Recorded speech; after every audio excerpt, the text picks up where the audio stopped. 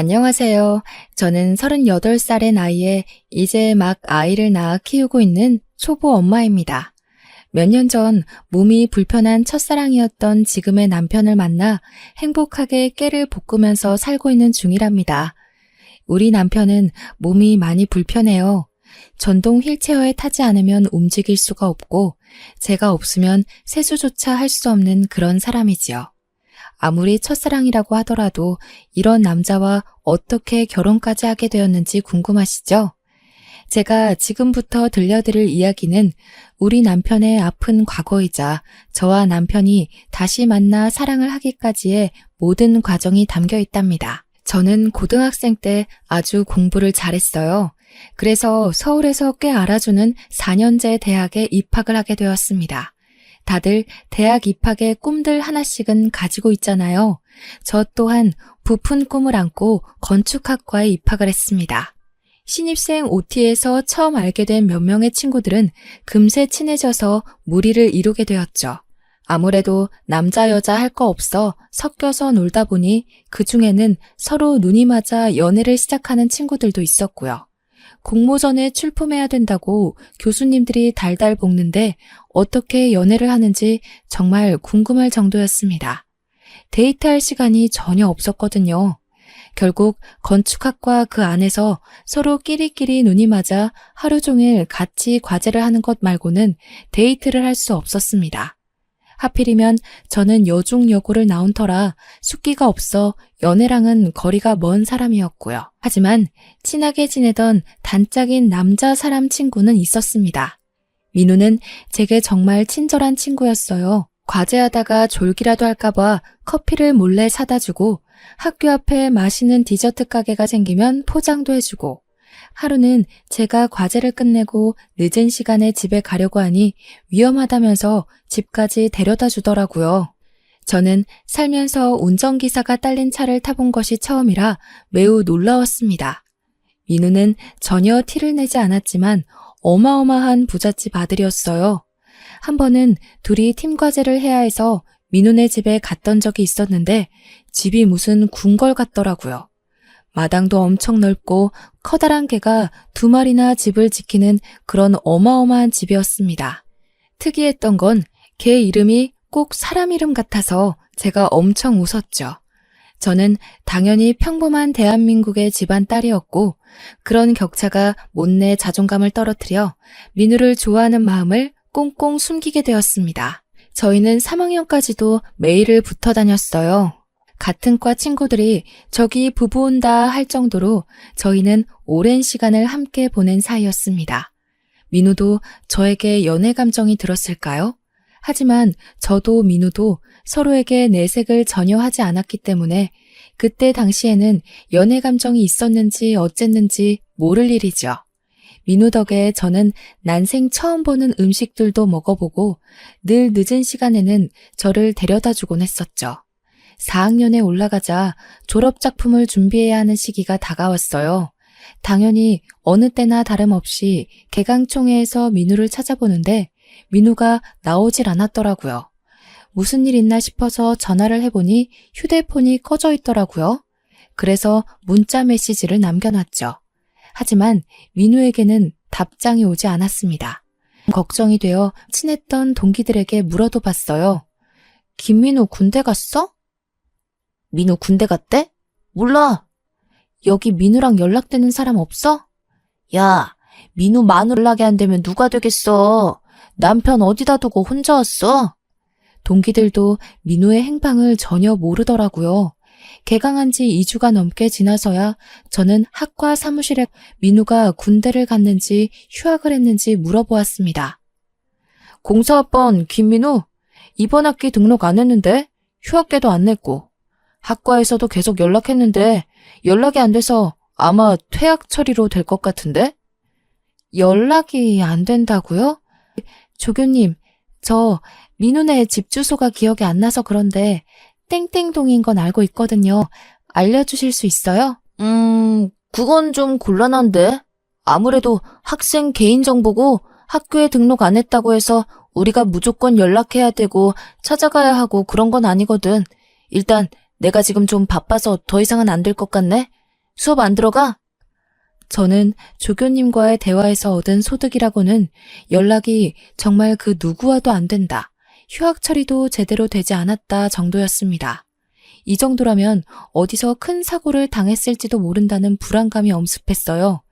아무리 그래도 첫사랑인데 이렇게 허무하게 끝낼 수 없다는 생각에 저는 과제를 하는 와중에도 틈틈이 서울권 병원의 중증 환자들 중 김민우가 있는지 찾아보러 다녔습니다. 전화로는 당연히 그놈의 개인정보 때문에 알려줄 수 없다는 이야기만 반복해서 들었고 병원에 직접 방문해서 일일이 이름을 확인하는 거 말고는 별 다른 수가 없었어요. 민우의 이메일 주소로도 몇 번이나 이메일을 보냈지만 읽지 않은 표시가 사라지지 않았습니다. 그렇게 1년의 세월을 바쁘게 보내고 저는 졸업을 했고 그 다음에 취업 준비를 하면서 준비했던 공모전에 입상하면서 국내에 꽤 유명한 건축사무소에 입사를 하게 되었습니다. 건축사무소에 입사를 해서도 3년 동안은 잡일밖에 하지 못했어요. 현장에 전화를 하는 일, 부자재 관리나 수입하는 일 정도요. 왜냐하면 건축기사 자격증이 있어야지만 제대로 일을 할 수 있거든요. 저는 일을 하면서 시험 공부를 했고 3년 만에 필요한 모든 자격증을 취득하고 승진을 해서 현장 업무에 뛰어들 수 있었습니다. 그게 바로 제 나이 28살이 되었을 때였어요. 제가 승진한 지 얼마 되지 않아 과 캠퍼스 커플이었던 동기가 결혼한다고 청첩장을 보내왔더라고요. 대학 동기의 첫 결혼식이기 때문에 혹시라도 민우도 소식을 듣고 나타나진 않을까 하는 요상한 기대감이 생기더라고요. 그래서 저는 꼭 참석하겠다고 이야기를 했죠. 결혼식 당일에 혹시나 하는 마음으로 정말 신부였던 것 같아요. 하지만 제 기대는 완전히 산산조각이 났죠. 20대 후반임에도 그 누구도 민우랑 연락되는 친구가 없었습니다. 오히려 동기들은 저에게 너네 부부 사이 같았는데 무슨 일 있었느냐고 되묻더라고요. 이 정도로 연락두절이고 부부 같았던 너까지 모르는 거 보면 어디 야반도주한 거 아니야? 걔가 은근 티는 안 냈지만 엄청 부자였잖아. 차도 외제차 타고 다녔고 학교 다닐 때 통화하는 거 얼핏 들어보니까 집에 도우미도 있는 것 같고 그랬는데. 동기들의 이야기를 듣는 내내 저는 조금 억울한 심경까지 생기더라고요. 정말 야반도주라면 저한테까지 한마디 말도 없이 사라져야 할 이유가 뭐가 있었을까 궁금했어요. 하지만 모두들 전혀 소식을 모른다는 말에 저도 더 이상 일말의 기대감조차 가지지 않기로 했답니다. 나를 그렇게 떠난 것엔 이유가 있겠지. 어디서 죽었을지도 몰라. 나 혼자 추억 안고 살아가면 되지 하면서 아무런 미련도 남기지 않기로 했습니다. 그렇게 그 마음을 온전히 회사에 쏟다 보니 저는 점점 회사의 눈에 띄기 시작했고 정말 신생업체 한두 개 맡아서 하던 제 업무는 이제 제법 굵직해졌습니다. 회사에서도 초고속 승진이라고 나이 30에 이 정도 업무를 맡는 사람은 처음인 것 같다면서 비행기도 태워주셨어요. 건물을 하나 설계하는데 드는 시간과 비용이 얼마나 되는지 상상이 안 되시죠? 캐드라는 프로그램으로 일일이 도면과 조감도를 만들어내는 게 생각보다 쉬운 일이 아니라 저는 업체가 늘어나자 정신이 안드로메다에 가 있는 것처럼 바빴습니다. 출장도 상상 이상으로 많아졌어요. 정말 국내에 안 가본 동네가 없을 정도로 구석구석 비어있는 땅은 다 돌아다닌 것 같습니다. 집안을 어떻게 닦을 것인지, 건물을 어떻게 올려야 효율적인지 답사를 다녀야만 작업을 시작할 수 있었어요. 다른 날과 다름없이 지방 출장이 생겨 아침부터 부랴부랴 준비를 하고 버스도 한 번에 가는 편이 없어서 몇 번을 갈아타고 시골 동네에 도착하게 되었습니다. 그 동네는 아직 개발이 제대로 이루어지지는 않았지만 방송에 한번 소개된 이후 꽤 많은 사람들이 풍경을 즐기기 위해 찾고 뜨고 있는 관광지였어요. 돈 냄새를 맡은 땅 주인이 풍경이 전체적으로 보이는 멋들어지는 카페 건물을 짓고 싶다고 해서 답사를 하기 위해 찾아갔습니다. 정말 동네에 카페 하나 없어서 사장님께서 중국집에서 만나자고 하시더라고요. 동네 허름한 중국집에서 탕수육에 소주를 시켜놓고 하는 미팅이라니 정말 생소했지만 한편으로는 재미있기도 했습니다. 지방 특성상 밥집에서 가끔 미팅하는 경우도 있긴 했었거든요. 물론 이렇게 테이블 4개가 전부인 중국집은 처음이었지만요.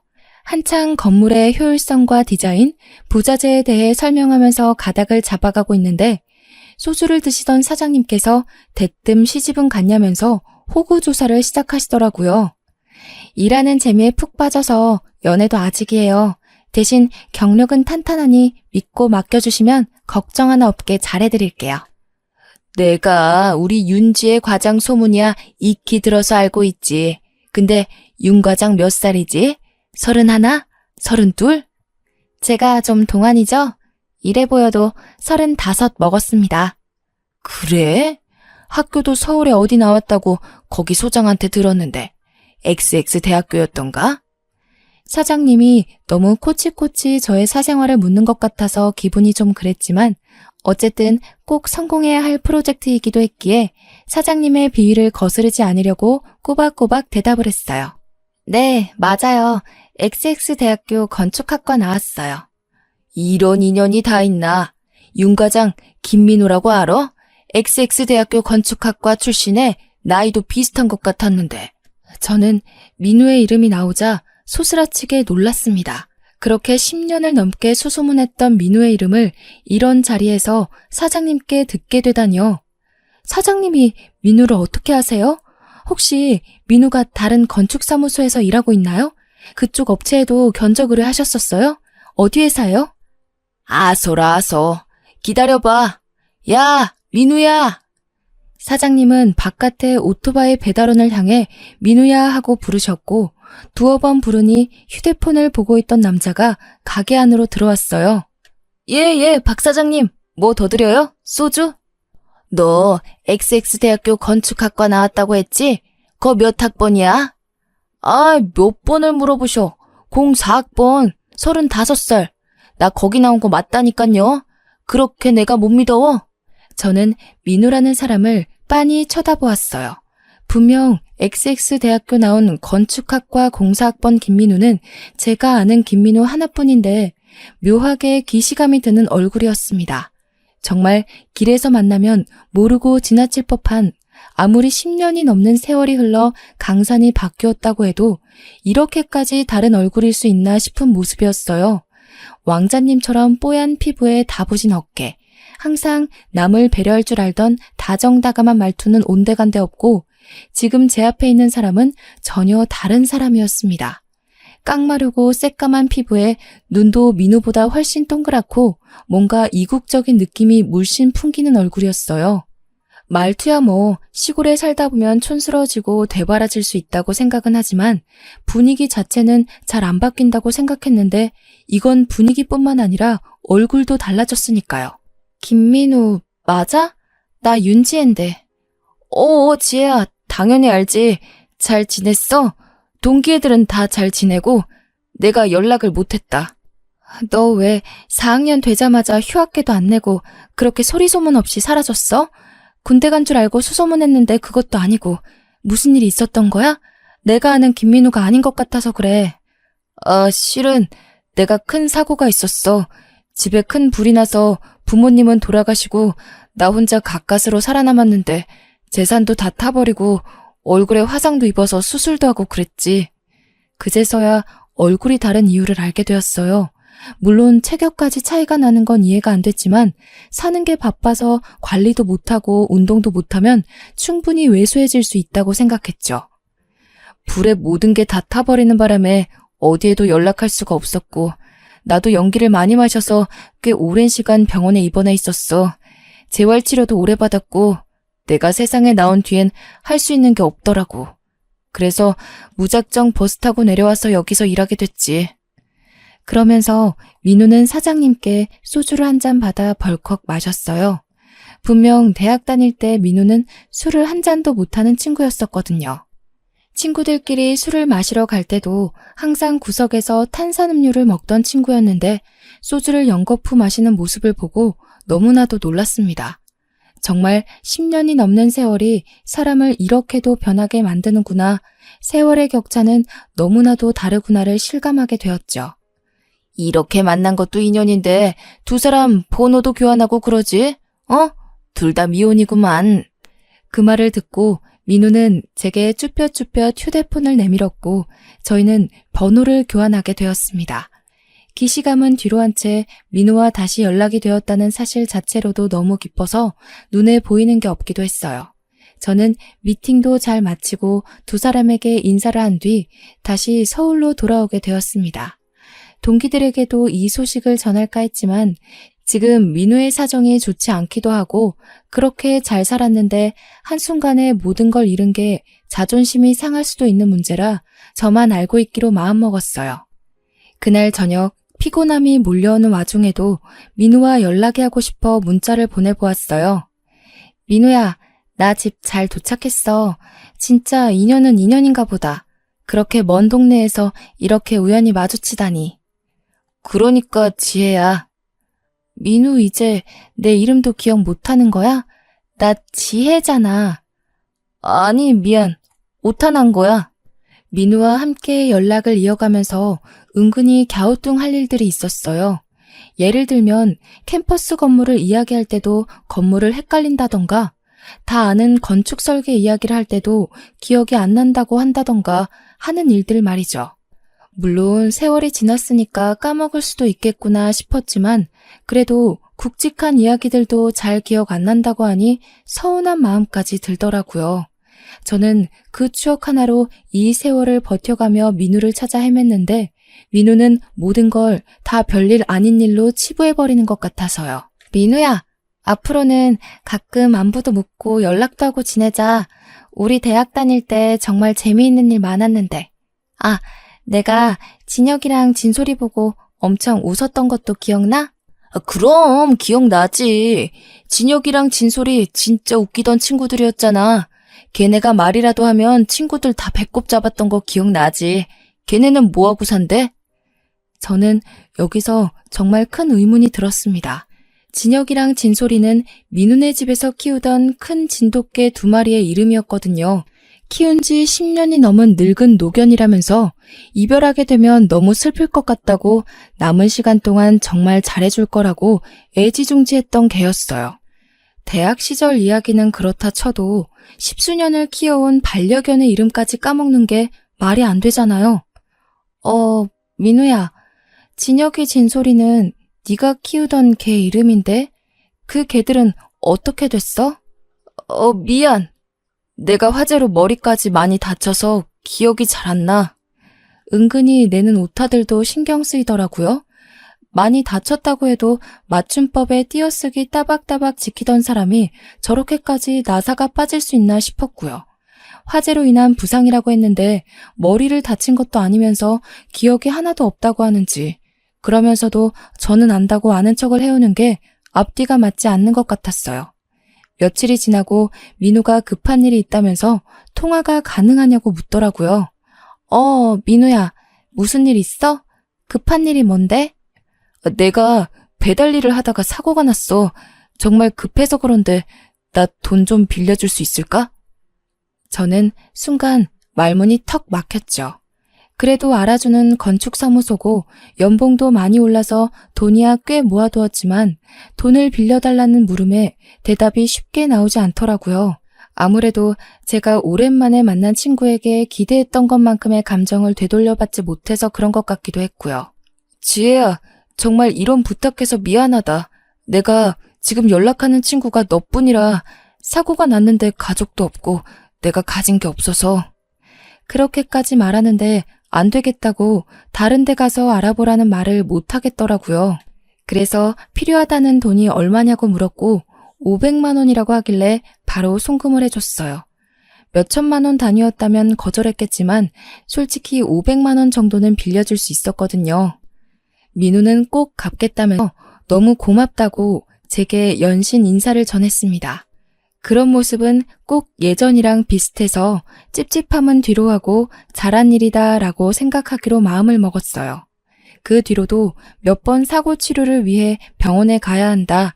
사고 나면서 깨진 그릇들을 변상해야 한다면서 20만 원, 30만 원 짜잘하게 돈을 빌려갔죠. 몇 번이나 거절하려고 했지만 마지막이다. 진짜 미안하다. 지혜 너한테 이러면 안 되는데 등등 말로 구슬리기에 못 이기는 척 빌려주게 되었습니다. 정말 마지막이라 그런데 지혜 너 월급날 가까워지지 않았어? 나 300만 원만 빌려줄 수 있어? 민호야, 내가 너한테 여태 빌려준 돈이 거의 800만 원 가까이 돼. 어떻게 나한테 갚으려고 자꾸 돈을 빌려달라고 그래? 그리고 여태 빌려간 돈 한 푼도 안 갚았잖아. 나도 생활이 힘들어서 더는 못 빌려줄 것 같아. 저는 제 월급 날짜까지 물어보는 행태가 많이 뻔뻔하다고 느껴지고 점차 수상해졌어요. 하지만 본인이 김민우라고 하고 그것도 제가 말하기 전에 XX대학 건축학과 공사학번이다까지 밝힌 마당에 증거가 딱 나오는 것도 없었고요. 얼굴이 좀 다르다, 말투와 성격이 다르다고 우기기엔 10수년 동안 연락이 중단되었던 친구인걸요.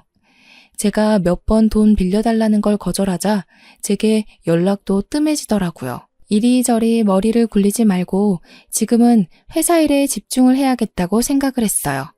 안 그래도 민훈의 동네 땅주인 사장님께서 제가 잡은 컨셉에 대해 조금 마음에 들지 않는다는 표시를 하셔서 발등에 불이 떨어졌거든요. 하루하루를 바쁘게 뛰어다니는 와중에 민우에게 오랜만에 연락이 왔어요. 또 돈 이야기일까 싶어 전화를 받을까 말까 고민했는데 그래도 안 받기가 조금 그래서 연락을 받았습니다. 지혜야, 내가 부탁이 있는데. 부탁이라는 말에 한숨부터 나오더라고요. 돈 빌려달라는 건 아니고 때문에 서울에 오게 되었는데 하루를 여기서 있어야 할 것 같아. 알다시피 내가 친척들도 연락이 안 닿고 친구도 없고 그리고 실은 내가 사고 해결 때문에 돈이 부족해서 호텔을 잡지도 못했거든. 오랜만에 만나서 회포도 푼다고 생각하고 너네 집에서 하루 지내도 될까? 저는 진짜 깜짝 놀랐습니다. 여자 혼자 사는 집에 남자가 아무렇지 않게 자고 가겠다는 소리를 한다니 이게 제정신인가 싶으면서도 또 밤새 술 먹으면서 이것저것 해보면 뭔가 나오지 않을까 싶기도 하는 마음이 공존하더라고요. 어차피 투룸이니까 작은 방에서 재우고 안방문이야 잠그면 되겠지라는 생각으로 알겠다고 퇴근하고 연락하겠다고 했습니다. 퇴근 후에 회사 근처에서 민우를 만나 밥을 먹고 편의점에 들러 안주거리와 맥주, 소주를 사들고 집으로 들어갔습니다. 집 좋다면서 구경 좀 해도 되냐고 하길래 여자 혼자 사는 집을 뭘 그리 샅샅이 보려고 하냐며 앉아서 술이나 먹자고 했어요. 알코올은 분해를 전혀 못한다며 한 잔만 마셔도 얼굴이 새빨개지던 민우는 어디 가고 소주는 역시 맥주에 타먹어야 제맛이라면서 소맥을 타마시더라고요. 민우 너 알코올 한 방울만 들어가도 전신이 빨개진다면서 술 안 먹지 않았어? 그거 다 어릴 때지. 공사장이며 배달일이며 고생해봐. 술이 꿀떡꿀떡 넘어간다니까. 능청스럽게 오징어 다리를 뜯으면서 소맥을 마시는 모습을 보면서 저의 어린 시절 환상은 점점 깨졌죠. 저는 대충 사온 술을 다 마시자 이제 잠이나 자자면서 자리를 정리했어요. 저를 따라 안방으로 들어오려고 하는 민우를 확 밀치고는 저쪽 방에서 자라고 떠밀었죠. 민우는 약간 머쓱해하면서 작은 방으로 들어가더라고요. 그 방을 드레스룸으로 쓰고 있어서 잠자기엔 조금 먼지도 많고 비좁긴 했지만 어차피 하루인데 뭐 어떠냐는 마음으로 재웠습니다. 아침에 출근을 해야 해서 민우 방에 노크를 하니 조용하더라고요. 출근을 할 시간인데 민우를 혼자 두고 나가기가 너무 꺼림칙해서 깨울 생각으로 문고리를 잡아 돌렸는데 이미 나갔는지 방에 없더라고요. 뒷정리도 하나도 안 해놓고 가서 좀 열이 받았지만 손님인데 그것까지 바라면 안 되겠다 싶어서 이부자리를 정리하고 있었는데 문득 본 액세서리 서랍이 살짝 열려있는 거예요. 설마 싶어서 서랍을 열어보니 제 귀금속들이 사라졌더라고요. 그때 허탈감과 분노는 이루 말할 수 없었습니다. 회사에 정말 죄송한데 집에 도둑이 든 것 같다고 사정을 설명한 뒤 경찰을 부를까 고민을 하다 민우에게 연락을 했습니다. 제 서랍에서 사라진 귀금속들은 엄마가 취업 선물로 주셨던 금 5돈짜리 팔찌와 30이 되었을 때 아버지께서 생일 선물로 사주신 진짜 진주 귀걸이 목걸이 세트였어요. 경찰을 바로 부를까 싶기도 했지만 그래도 민우가 돌려주기만 하면 없던 일로 해줄 수 있기에 민우에게 먼저 연락을 한 거였죠. 지혜야, 나 먼저 나왔어. 아침에 급하게 나오느라 인사도 못했네. 민호야, 혹시 작은 방 서랍에서 내 귀금속 가져갔어? 저는 둘러대지 않고 단도직입적으로 물어보았죠. 민호는 잠시 말이 없다가 흥분했는지 갑자기 저에게 와다다다 말을 쏟아냈어요. 지금 나를 도둑놈 취급하는 거야? 나를 도둑으로 생각해? 내가 어릴 적에 우리 집 얼마나 잘 살았는지 네가 몰라서 그래. 나 남부럽지 않게 돈 떵떵거리면서 살았어. 그리고 나 그렇게 도둑질할 만큼 못 사는 거 아니야. 내가 지금 돈이 묶여 있어서 그렇지 이거 다 잘 풀리면 나 부자야. 저는 정말 황당했죠. 그렇게 돈이 많다는 애가 지금 짜장면이나 배달하면서 돈이 없어서 저한테 빌려간 돈만 800만 원이 되는걸요. 그 귀금속 돌려만 주면 경찰엔 신고하지 않을게. 그동안 우리가 알아왔던 시간도 있고 과거를 생각해서 이야기하는 거야. 민우는 씩씩거리다가 주소를 보내라고 하더라고요. 자기가 잠시 눈이 돌았던 것 같다면서 우편으로 보내주겠다고 했어요. 문자로 집 주소 찍으면 택배로 보낼게. 그러길래 나한테 돈 좀 빌려줬으면 내가 이런 치사한 짓까지는 안 했을 거 아니야. 저는 변해버린 민우가 정말 단단히 미쳤다는 것에 확신이 생겼습니다. 처음부터 찜찜했고 민우가 꼭 민우가 아닌 것 같다는 의심이 정말 확신으로 변해버린 순간이었죠. 밤사이에 술을 마실 때 취할 때까지 먹인 뒤에 술술 불게 만들었어야 했나, 이걸 경찰에 신고를 해야 하나 고민을 했지만 방법이 없었어요. 경찰에게 말해봐야 지가 김민우가 맞다는데 제가 뭘 더 할 수 있겠어요? 그러다가 진정으로 사건이 터졌습니다. 카페를 짓겠다던 사장님께서 저와 건물 디자인 협의까지 다 맞춰놓고 발주를 넣었는데 유리창 부분이 마음에 안 든다면서 더 넓혀달라고 요구를 하신 겁니다. 이미 견적이 다 나왔고 유리창이 더 커지게 되면 충고도 수정해야 되고 그러면 기둥이나 철근 쪽에도 자재가 더 들어가야 해요. 이건 제가 사장님을 설득해야지만 추진이 가능한 일이었기에 어쩔 수 없이 부랴부랴 짐을 챙겨 민우가 사는 그 동네에 다시 가게 되었습니다. 버스를 여러 번 갈아타고 오후가 되어서야 겨우 도착해서 사장님 댁으로 다짜고짜 찾아가 협상을 짓기 시작했어요. 사장님께 상황을 그대로 설명드리고 결국 처음 디자인으로 가겠다고 하셨어요. 더 이상 말 바꾸기 없다고 도장까지 쾅 찍고 나오니 이미 해가 진 어둑어둑한 저녁 8시였습니다. 집으로는 어떻게 돌아가야 하나 고민하고 있는데 시골이라 그런지 가게들이 일찍 닫더라고요. 8시에 마치는지 민우가 저 멀리에서 터덜터덜 중국집 가게 문을 닫고 걸어가는 것이 보였습니다. 그래도 아는 사람 하나 없는 외지에서 민우를 만났다는 게 내심 반가웠던 터라 저도 모르게 민우야 하고 부르려는데 누군가가 소리를 치더라고요. 얘야, 영준아! 귀가 어두운가 불러도 말을 못 들어. 아이씨, 영준이라고 하지 말라니까.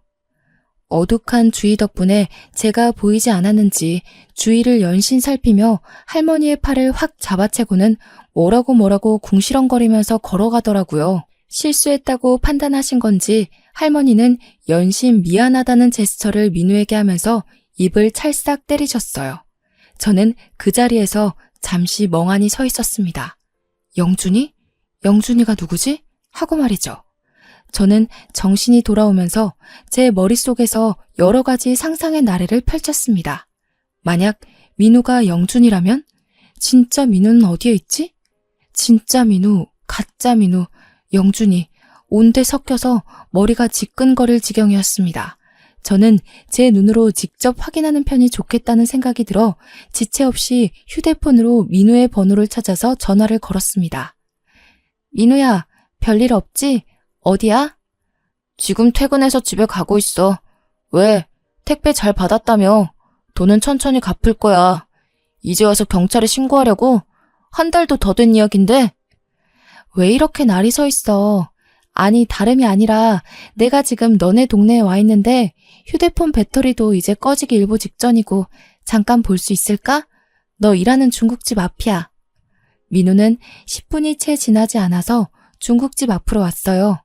저는 괜히 멋쩍은 듯한 표정을 지으며 민우에게 말을 했습니다. 귀찮게 미안. 너네 집에서 혹시 나 하루 자고 가도 돼? 여기가 시골이라 차편이 일찍 끊기잖아. 내가 급한 일이 있어서 왔는데 차편도 없고 부를 사람도 없고 휴대폰도 꺼져서 어디 연락도 못하고. 그럼 대충 근처 여관방 잡아서 핸드폰 충전도 하고 그러면 되지 않아? 내가 지갑까지 잃어버려서 버스에 두고 내렸나 봐. 돈이 한 푼도 없어. 아니, 10만 원도 없어? 민우는 궁시렁거리면서도 제가 방법이 없다고 계속해서 집에서 하루만 재워달라고 하자 어쩔 수 없이 저를 집으로 데려갔습니다. 집에는 아까 영준이라고 불렀던 그 할머니가 계셨는데 딱 봐도 동남아계 외국인인 것 같았어요. 소개를 해달라는 모양새로 가만히 서 있자 민우가 마지못해 입을 열었습니다. 내가 왜 사고 나서 빈털털이 됐다고 했잖아. 무작정 여기로 왔는데 이 할머니가 자식이 없다고 같이 살자고 하셔서 내가 같이 살면서 보살펴드리고 있어. 할머니는 저를 보고 아무 말도 않고 그냥 웃으면서 서 계셨어요. 하지만 표정이 나에게는 아무런 말도 걸지 말라 그런 표정이었기에 저는 잔뜩 긴장하며 고갯짓만 했습니다. 민우는 제게 방이 3개지만 화장실 옆에 있는 방은 돌아가신 가족의 남은 유품들이 있다면서 절대로 들어가지 말라고 신신당부를 했어요.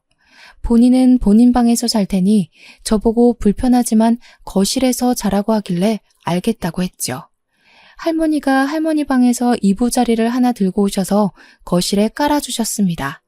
저는 알아서 잘 자고 아침 일찍 나갈 테니 걱정하지 마시라고 하고 다들 주무시라고 인사를 드렸습니다.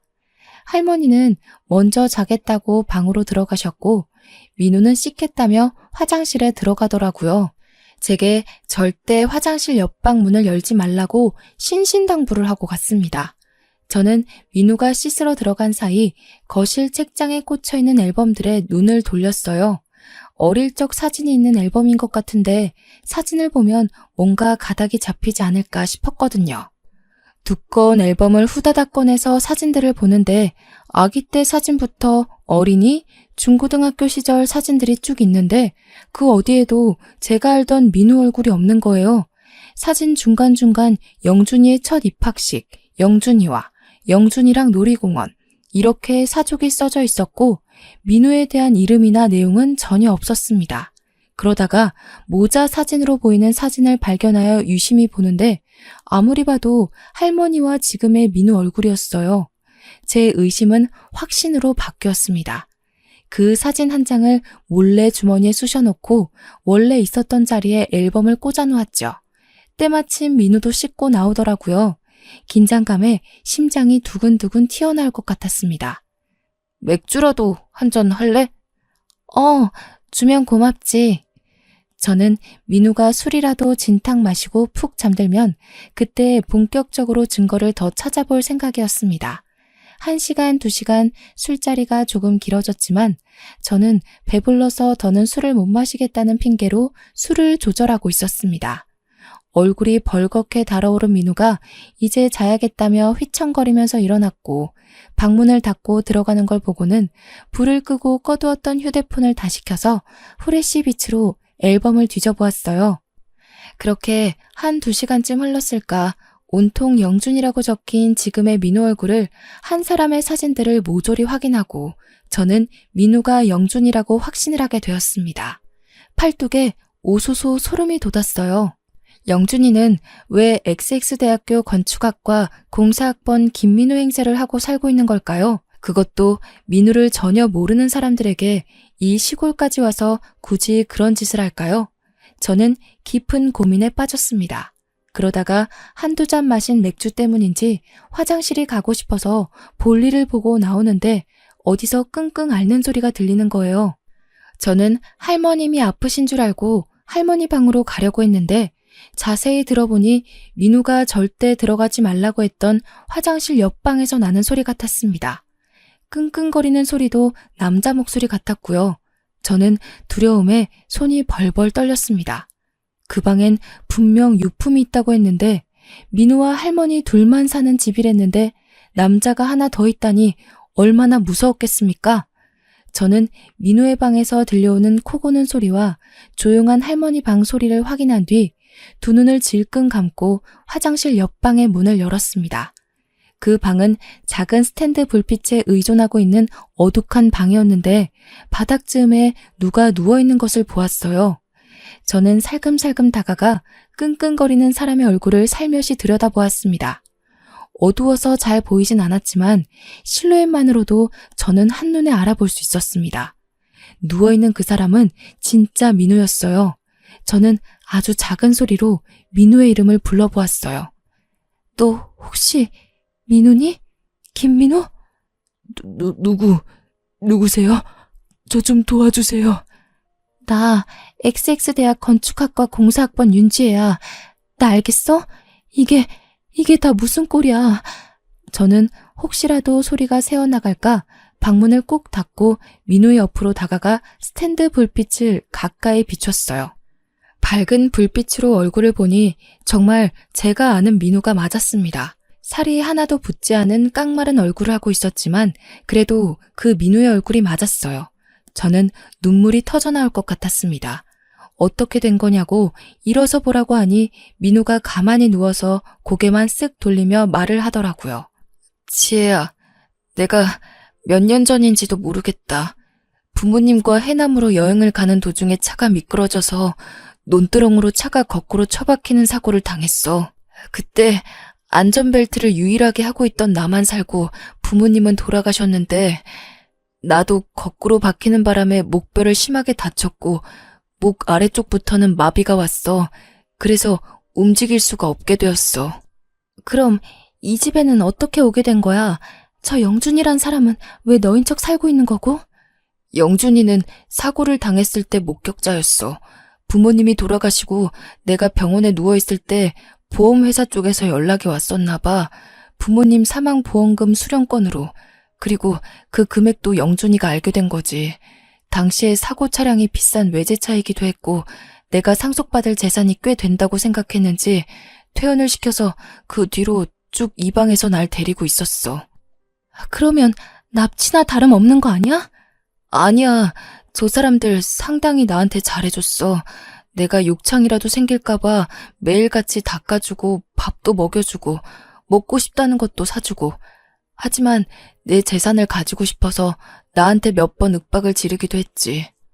나야 어차피 누워서 일어나지도 못하니까 재활치료도 전혀 못했고 그 돈 가져서 뭐하나 싶어서 물어보는 말에 다 대답해주고 했어. 그 덕에 내 이름을 가지고 살 수 있게 되었지. 하지만 보험금 수령까지는 못했나 봐. 내가 직접 움직여야 한다고 하더라고. 하지만 이미 주위 사람들한테 자기가 김민우라고 하고 다녔으니 진짜 김민우인 나를 데리고 움직일 수가 없었겠지. 이건 사칭 범죄야. 범죄라고 민우야. 몇 달 전부터 계속 윤지혜 아냐고 윤지혜에 대한 걸 이야기하라고 할 때 내가 얼마나 반가웠는지. 내가 너 정말 좋아했었거든. 그런 사고만 아니었으면 우리가 이런 꼴로 만나지 않았을 텐데. 저는 눈물이 너무 많이 흘러나와서 주체할 수가 없었고 제 울음소리가 점점 커져 모두들 깰 것만 같았어요. 뼈밖에 남지 않은 민우였지만 저는 어디서 그런 힘이 나왔는지 누워있는 민우를 혼자서 이리 돌리고 저리 돌리고 결국 등에 들쳐업었습니다. 민우는 제게 뭘 하려고 그러냐면서 이미 본인의 사지는 마비되어 아무것도 할 수 없는 몸이라고 했지만 저는 재활치료를 전혀 못 받았다는 말이 가슴에 콕 박혔어요. 목 위로는 움직일 수 있고 목뼈가 산산조각 난 것도 아니고 서울에 있는 병원에서 제대로 진단받고 치료를 받으면 가능성도 있지 않겠냐는 희망을 가졌죠. 새벽 4시 해도 뜨지 않은 어둑한 밤. 저는 민우를 들쳐업은 채로 그 집을 나와 무작정 뛰었습니다.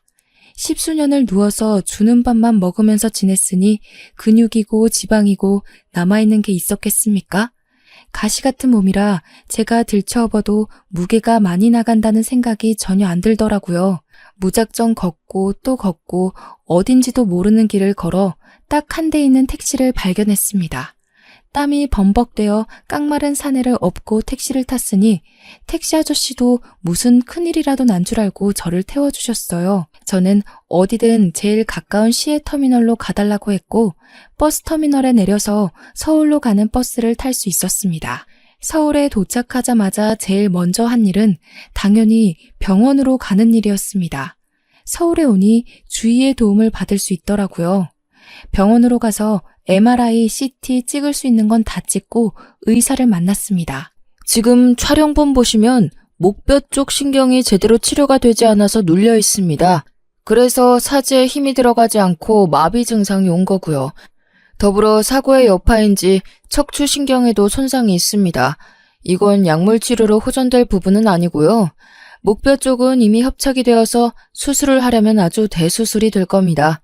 거기다가 목숨을 장담하기도 어렵고요. 하지만 수술이 잘 된다면 이미 오랜 시간 신경이 눌려 눈에 띄는 회복은 어렵지만 팔 정도는 움직일 수 있게 될 겁니다. 저는 민우와 함께 의사 선생님의 말을 듣고는 민우의 의사를 물었습니다. 마음을 다잡은 듯 위험해도 수술을 하겠다고 결정을 지었고 그렇게 입원한 지 일주일 만에 급하게 민우의 수술 날짜가 잡혔습니다. 수술을 기다리는 일주일 동안 저는 민우가 받아야 할 보험금들을 알아보게 되었고 오랜 시간이 지나 보험회사도 그만큼 고객 서비스가 발전했는지 직접 병원으로 와주었어요. 직원과 함께 그동안 수령치 못했던 보험금을 정산받게 되었고 그 돈으로 수술비도 결제할 수 있었습니다. 더불어 변호사를 통해서 상속받지 못한 재산에 대한 권리도 찾게 되었고 폐가처럼 변해버린 민우가 살던 집 또한 민우의 명의로 이전하도록 진행하게 되었습니다. 민우의 수술은 10시간이 넘는 큰 수술이었고 다행히 수술이 잘 되어 삐뚤게 맞춰진 뼈를 바로 잡게 되었습니다. 하지만 바로 마비가 풀리는 그런 기적은 당연히 없었고요. 일단 몸의 근육이 거의 남아있지 않습니다. 몸무게도 50kg가 안 됩니다. 지금은 걷는 것도 무리가 갈 수 있기 때문에 재활과 더불어 운동치료를 약하게 시작해야 합니다. 어느 정도 몸에 근육이 생기고 순환이 완벽하게 되는 시기부터는 마비를 풀기 위한 재활이 들어갈 거고요. 걸리는 시간은 장담할 수 없습니다. 10년이 걸릴지 20년이 걸릴지 혹은 평생 돌아오지 못할 수도 있습니다. 저는 민우가 제 손으로 글씨라도 한번 써봤으면 좋겠다는 마음으로 재활치료를 빠지지 않고 받자고 말을 했어요. 민우는 눈을 꿈뻑이며 제게 당연하다는 듯 알겠다고 했고요. 수술이 끝난 뒤 영준이라는 사람을 경찰에 신고했습니다. 경찰에서는 민우의 진술을 토대로 영준이라는 사람을 찾기 시작했고요. 당연히 민우가 사라진 걸 알게 된 이후 그 모자는 집을 버리고 떠났는지 빈집으로 남아있다고 했습니다. 사람이 사는 최근 흔적이 보이지 않는다고요. 제가 알고 있던 휴대폰 번호도 전부 없는 번호로 뜨고 모든 걸 버린 채 야반 도주를 한 거죠. 경찰은 꼭 잡고야 말겠다고 저희에게 약속을 했고 저희는 경찰을 믿고 치료에만 힘을 썼습니다. 그렇게 1년 동안 저는 민우 옆에서 모든 걸 함께 했고 가족이 없는 민우를 저희 집으로 데리고 와서 제가 퇴근하고 나서부터는 어떻게든 수발을 들었고요. 결국 제게 너무나도 미안해하는 민우에게 먼저 프로포즈도 했습니다. 민우는 염치가 없다며 몇 번이나 거절했지만 부끄럽게도 저에게 아이가 생기자 눈물을 흘리며 결혼을 하자고 하더라고요. 38살. 지금의 나이가 되어서야 갓난쟁이를 낳았고 지금은 민우와 깨볶는 신혼, 정신없는 육아를 하면서 행복하게 살고 있습니다. 제가 외벌이로 나가서 일을 하지만 민우가 가진 재산이 많아서 나중에 일을 그만두더라도 먹고 사는 데는 지장이 없을 것 같아요.